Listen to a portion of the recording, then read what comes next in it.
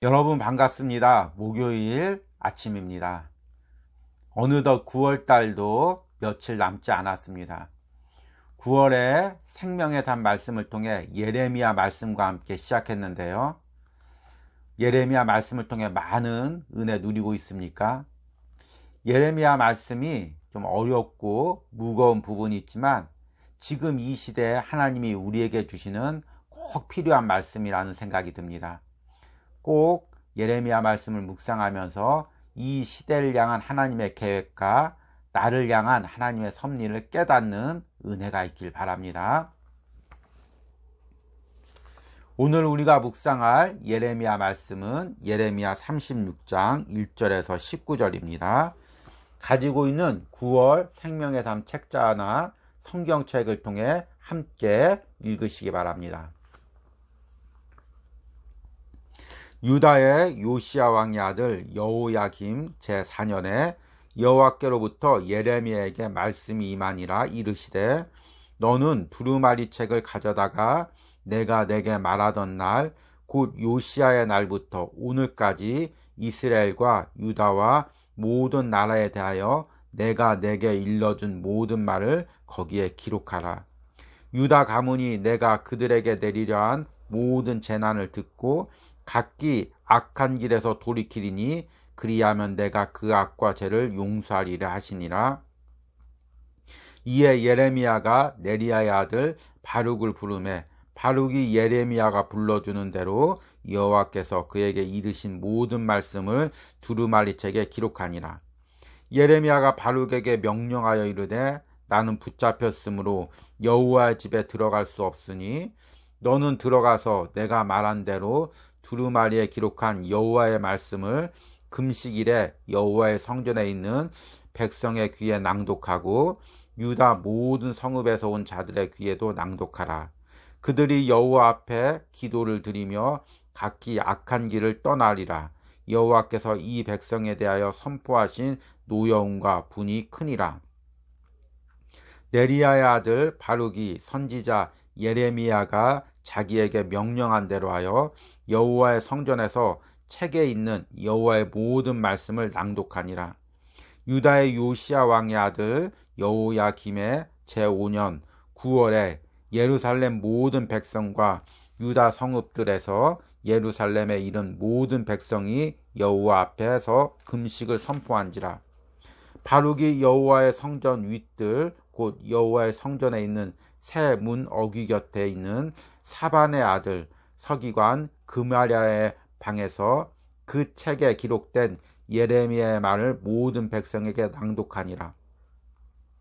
사반의 손자요 그마랴의 아들인 미가야가 그 책에 기록된 여호와의 말씀을 다 듣고 왕궁에 내려가서 서기관의 방에 들어가니 모든 고관 곧 서기관 엘리사마와 스마야의 아들 들라야와 악볼의 아들 엘라단과 사반의 아들 그마랴와 하나냐의 아들 시드기야와 모든 고관이 거기에 앉아 있는지라.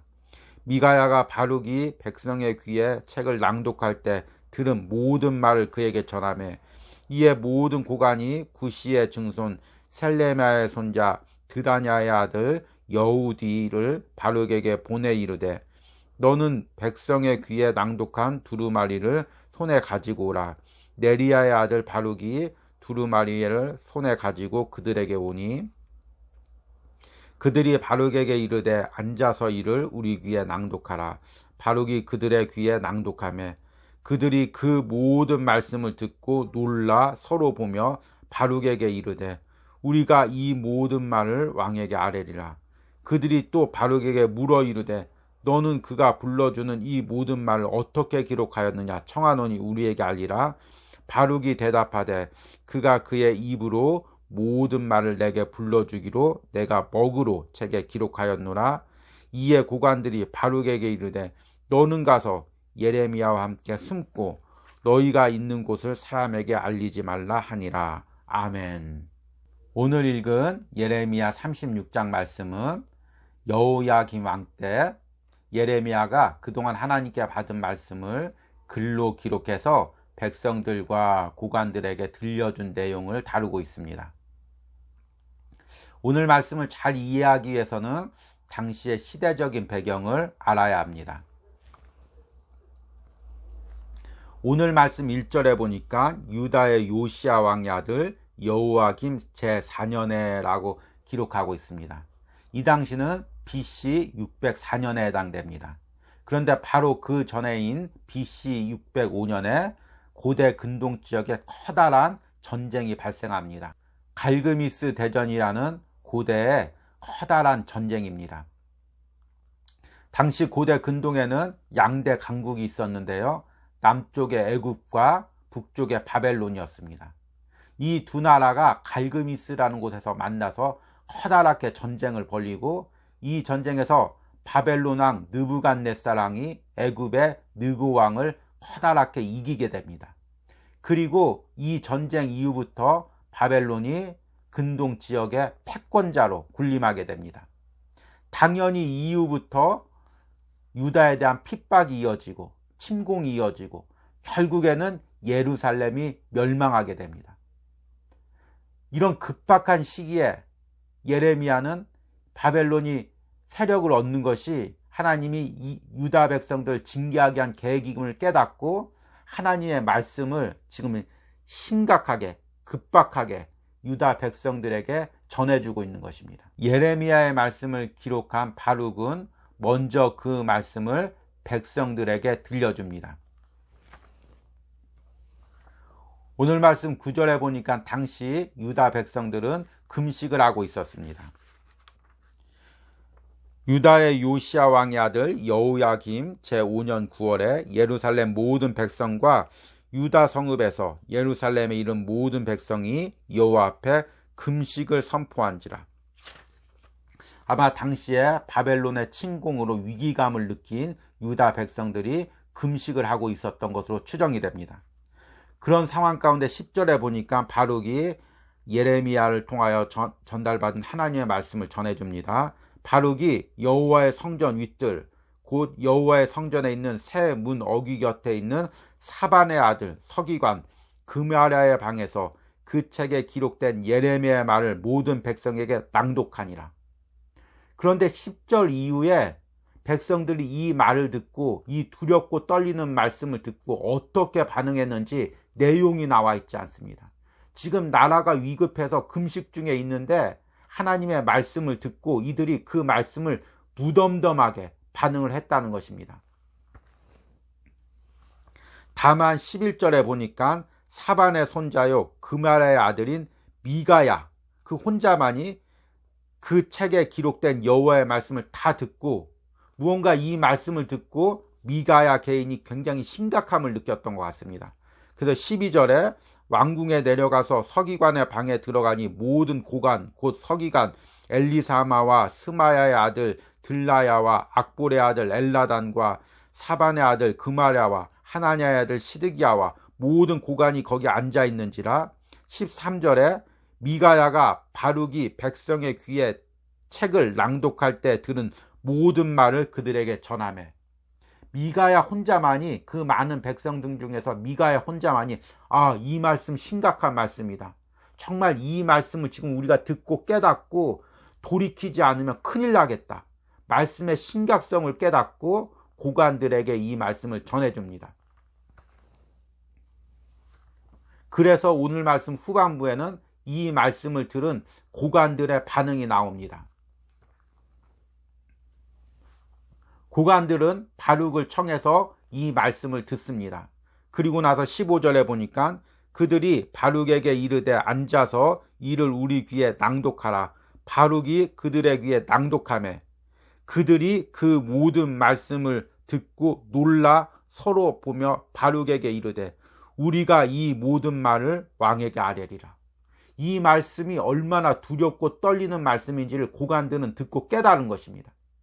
아마 이 말씀 가운데는 예레미야의 예언이 담겨 있었고 요시야 왕 때부터 유다 백성들이 하나님 앞에 돌아오지 않으면 북쪽의 바벨론이라는 나라를 통해서 어려움을 당하게 한다는 그런 예언이 담겨져 있을 것으로 추정됩니다.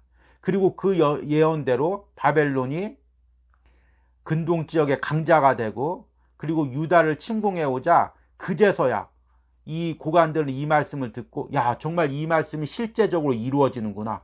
우리가 회개하지 않으면 이 책에 기록된, 이 말씀에 기록된 징계가 실제 우리에게 임하겠구나. 두려움과 떨림으로 이 말씀을 접하게 됩니다. 그리고 내일 말씀 보면 이 말씀을 왕에게까지 전달해 주게 되는 것입니다. 오늘 말씀을 묵상하면서 하나님의 말씀을 두렵고 떨림으로 대하는 신앙을 회복하시길 바랍니다. 당시 유다 백성들은 바벨론을 통한 하나님의 징계 가운데 놓여 있었습니다. 그럼에도 불구하고 회개하라는 하나님의 말씀에 대해서 무덤덤하게 반응을 했습니다. 단지 한 사람만이 그 말씀을 두렵고 떨림으로 대하고 고관들에게 전했을 뿐입니다. 고관들 역시 그 말씀을 두렵고 떨림으로 들었지만 그 두렵고 떨림이 왕이나 백성들에게 전달되지 않았습니다. 백성들과 왕은 예레미야의 말씀을 무덤덤하게 들었고 그 결과 유다 나라는 멸망하고 백성들은 포로로 끌려가게 되었습니다. 우리가 코로나 상황 가운데 하나님의 말씀을 두렵고 떨림으로 대하는 신앙을 회복하기를 바랍니다. 언제부턴가 한국교회와 성도들이 하나님의 말씀을 유다 백성들처럼 무덤덤하게 대하기 시작했습니다. 그리고 이 코로나라는 그 징계 속에서도 우리가 하나님 말씀을 두렵고 떨림으로 대하지 못하고 있습니다. 이 코로나 상황 가운데 우리가 세웠던 그 모든 것이 얼마나 헛된 것임을 깨닫습니다. 하나님의 진노 앞에 순식간에 무너지는 것임을 깨닫습니다. 그렇다면 우리가 더욱 두려움과 떨림으로 하나님의 말씀을 접하고 하나님 앞에 무릎 꿇고 자복하고 회개해야 됩니다. 그럼에도 불구하고 아직도 하나님의 말씀을 들을 때, 접할 때 무덤덤한 우리의 심령이 있습니다.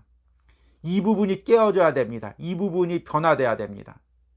여러분, 코로나 상황 가운데 때로는 내가 예배를 드리지 못하고 때로는 어려움을 당하면서 골방에서 말씀을 묵상할 때 그 말씀이 두렵고 떨림으로 내게 접합니까? 하나님 말씀대로 살지 않으면 내가 큰일 나겠구나. 하나님 말씀대로 살지 않으면 우리 가정이 큰일 나겠구나. 자녀들이 큰일 나겠구나. 이 나라가 큰일 나겠구나. 그런 두려움과 떨림의 마음이 생깁니까? 그렇다면 코로나 가운데 하나님이 주시는 회복을 누리고 있는 것입니다. 그런데 아직도 말씀이 무덤덤하고 그 말씀이 내 마음에 와닿지 않는다면 내가 아직 하나님의 회복 가운데 있지 못하는 것입니다. 코로나를 통해서 하나님이 회복시키려는 신앙의 회복을 경험하지 못하고 있는 것입니다. 오늘 말씀을 묵상하면서 미가야 개인처럼 하나님의 말씀을 두렵고 떨림으로 접하고 그 두렵고 떨리는 마음으로 이 말씀을 가족들에게 전달하고 또 주변 사람들에게 전달하는 은혜가 있기를 바랍니다. 우리 기도하고 마치도록 하겠습니다.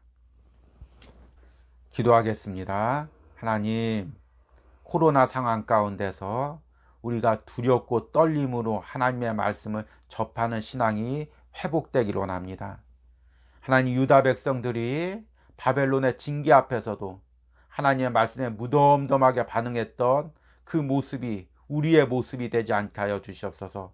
코로나라는 이 징계 앞에 우리가 하나님 말씀 앞에 두렵고 떨림으로 자복하고 회개할 수 있는 은혜를 허락하여 주시옵소서. 특별히 골방에서 말씀을 묵상하고 기도하는 심령 가운데 다시금 하나님의 말씀을 두렵고 떨림으로 접하게 하시고 그 말씀으로 나를 깨뜨리고 자복하고 회개하는 은혜가 있게 하여 주시옵소서. 오늘 하루도 말씀 가운데 나의 심령을 새롭게 하는 은혜가 있게 하여 주시옵소서. 예수님의 이름으로 기도했습니다. 아멘. 오늘 하루도 말씀 묵상하면서 큰 은혜 누리시길 바랍니다.